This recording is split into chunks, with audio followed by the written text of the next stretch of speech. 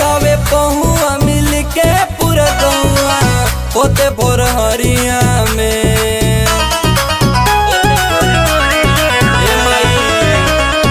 पूजतावे पहुआ मिल के पूरा गौआ होते भोर हरिया में।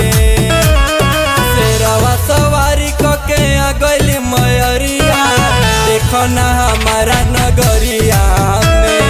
शेरवा सवारी कके आ गइली मयरिया देखो ना हमारा नगरिया में।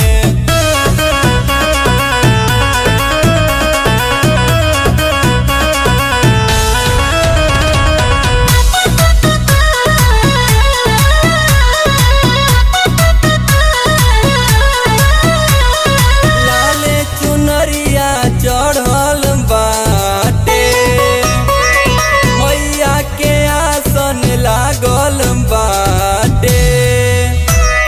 गाँव घर के बिटिया गावे गीतिया होत बावे माई के अरतिया। चौका पुरैला कलशा धरैला जरत बदिया नदियरिया में। शेरवा सवारी कके आ गइली मयरिया देखो ना हमारा नगरिया में।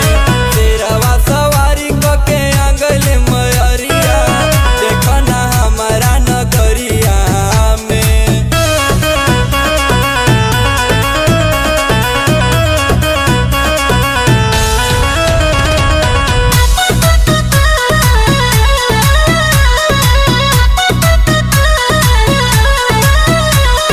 देवलोक से मैया आइल बाड़ी सब सेवकन पर मोहर